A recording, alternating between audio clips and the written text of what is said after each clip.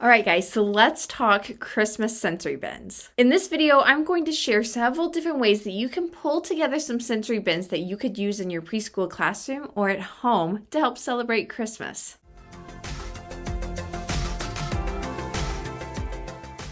Let's start with our bases. For these sensory bins, I'm going to use several different options. Some of my options are made specifically to add a scent to the sensory bin, and some are going to be used to make a traditional sensory bin with a base and items that the children can play in. For your scented sensory bins, these items include oranges and cloves, and cinnamon sticks, and then also whipped cream and peppermint extract. To set up the scented sensory bins, in one bin I would put the oranges and whole cloves and cinnamon sticks with sandpaper. And then the students can actually practice their fine motor skills by sticking the whole cloves into the oranges in the sensory bin, and they can sand the cinnamon sticks to get that cinnamon smell.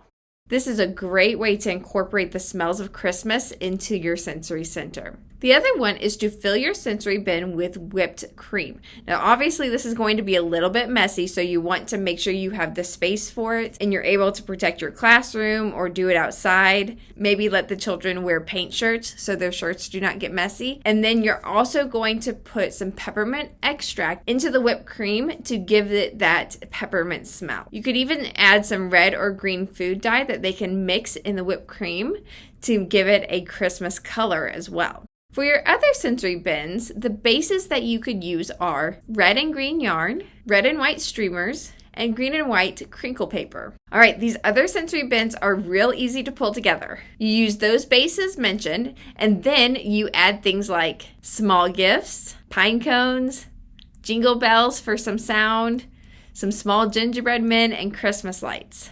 I found most of these items at my local craft store, but I'll also put in the description links to where you can find items very similar to these on Amazon. All right, let's put these bins together.